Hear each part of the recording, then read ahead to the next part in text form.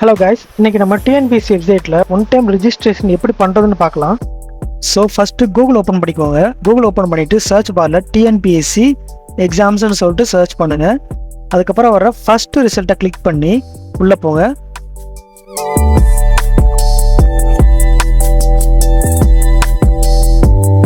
இந்த பேஜில் நிறைய ஆப்ஷன்ஸ் இருக்கும். இதில் துறை தேர்வுகளை கிளிக் பண்ணுங்கள்.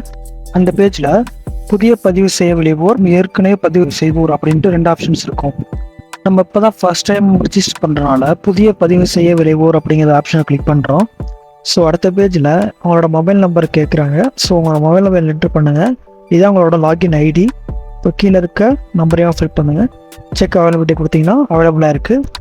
ஸோ அடுத்ததாக பாஸ்வேர்டு க்ரியேட் பண்ணணும். ஸோ இந்த பாஸ்வேர்டுக்கு சில கண்டிஷன்ஸ் இருக்குது. ஸோ இதில் மினிமம் ஒரு அப்பர் கேஸ், ஒரு லோயர் கேஸ், ஒரு டிஜிட், ஒரு ஸ்பெஷல் கேரக்டர், லென்த் வந்து 8 to 15 இருக்கலாம்.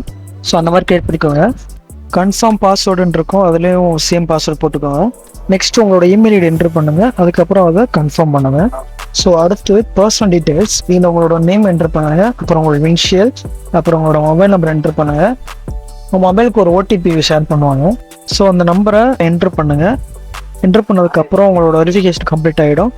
ஸோ நெக்ஸ்ட்டு உங்களோட ஃபாதர் நேம் என்ட்ரு பண்ணுங்கள். அவரோட இனிஷியல், அவங்க பிறந்த டிஸ்ட்ரிக்ட், அவங்களோட native district, then your mothers name and initial fill பண்ணுங்கள். நெக்ஸ்ட்டு உங்களோட டேட் ஆஃப் பர்த்தை வந்து சூஸ் பண்ணுங்கள். கரெக்டாக சூஸ் பண்ணதுக்கப்புறம் கன்ஃபார்ம் கேட்கும், எஸ் கொடுங்க. அதுக்கப்புறம் உங்களோட பர்த் டிஸ்ட்ரிக்ட் அண்ட் நேட்டிவ் டிஸ்ட்ரிக்டை என்ட்ரு பண்ணுங்கள். தென் உங்களோட ஜெண்டரை செலக்ட் பண்ணுங்கள். அதுக்கப்புறம் உங்களோட ரிலீஜியன், நேஷ்னாலிட்டி எல்லாத்தையும் கரெக்டாக சூஸ் பண்ணுங்கள். ஸோ இது கீழே கம்யூனல் ரிசர்வேஷன் கேட்டகரின்னு சொல்லிட்டு இருக்கும், அதை சூஸ் பண்ணுங்கள். நீங்கள் அதர்ஸ் சூஸ் பண்ணிங்கன்னா உங்களுக்கு ரிசர்வேஷன் அவைலபிளாக இருக்காது. ஸோ அதுக்கப்புறம் caste, taluk, certificate number, communal category, இந்த மாதிரி நிறைய டீட்டெயில்ஸ் கேட்டிருப்பாங்க. இந்த டீட்டெயில்ஸ் எல்லாமே வந்து உங்களோட கம்யூனிட்டி சர்டிஃபிகேட்டில் இருக்கும். ஸோ அதை பார்த்து நீங்கள் ஃபில் பண்ணிக்கலாம். ஸோ அதுக்கப்புறம் சேவ் கொடுங்க. நீங்கள் ரிஜிஸ்ட்ரேஷனில் ஃபஸ்ட்டு லெவலில் கம்ப்ளீட் பண்ணிட்டீங்க. ஸோ அடுத்ததாக நீங்கள் எஸ்எஸ்எல்சி முடிச்ச டீட்டெயில்ஸ்லாம் கேட்டிருப்பாங்க. ஸோ அதில் registration number, year of passing, date of birth, educational board, certificate number, medium of instruction, so இது மாதிரி கேட்டிருப்பாங்க. இது எல்லாமே வந்து உங்களோட 10th மார்க் ஷீட்டில் இருக்கும். ஸோ நீங்கள் அதை பார்த்து ஃபில் பண்ணிக்கலாம். Next address for communication. So இதில் வந்து உங்களோட அட்ரஸை என்ட்ரு பண்ணுங்க. பக்கத்துலேயே பார்த்தீங்கன்னா பர்மனன்ட் அட்ரஸ்ன்னு சொல்லிட்டு இருக்கும். உங்களோட கரண்ட் கம்யூனிகேஷன் அட்ரஸும் பர்மனன்ட் அட்ரஸும் ஒன்றா இருந்துச்சுன்னா இதை கிளிக் பண்ணிடுங்க. அப்படி இல்லாமல் பர்மனன்ட் அட்ரஸ் உங்களுக்கு தனியாக இருந்துச்சுன்னா அதை செப்பரேட்டாக இதில் என்ட்ரு பண்ணிடுங்க.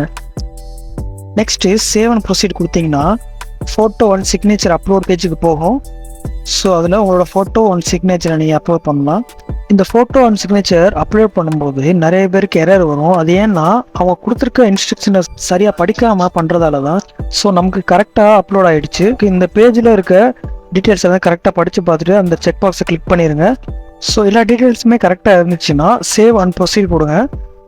அதுக்கப்புறம் ஓகே கொடுத்துட்டு இந்த பேஜில் கீழே வந்தீங்கன்னா ப்ரொசீட் டு பேமெண்ட்டுன்னு சொல்லிட்டு ஒரு பட்டன் இருக்கும். அதை கிளிக் பண்ணிங்கன்னா செலக்ட் பேமெண்ட் கேட்வேன்னு இருக்கும். அதில் எஸ்பிஐ கொடுக்குறேன். அதுக்கப்புறம் ஆன்லைன் கொடுக்குறேன் பேமெண்ட் டைப்பு. அதுக்கப்புறம் என்இஎஃப்டி கொடுக்குறேன். அதுக்கப்புறம் ப்ரொசீட் டு பேமெண்ட். ஸோ இந்த பேஜில் உங்களுக்கு பேபிள் அமௌண்ட் 115 காட்டும். ஸோ பே நம்ம கொடுத்து அடுத்து பேமெண்ட் கேட்வேக்குள்ளே போகிறோம். இந்த பேமெண்ட் கம்ப்ளீட் பண்ணிட்டீங்கன்னா நீங்கள் ஒன் டைம் ரிஜிஸ்ட்ரேஷன் கம்ப்ளீட் பண்ணிட்டீங்கன்னு அர்த்தம். தேங்க்ஸ் ஃபார் வாட்சிங்.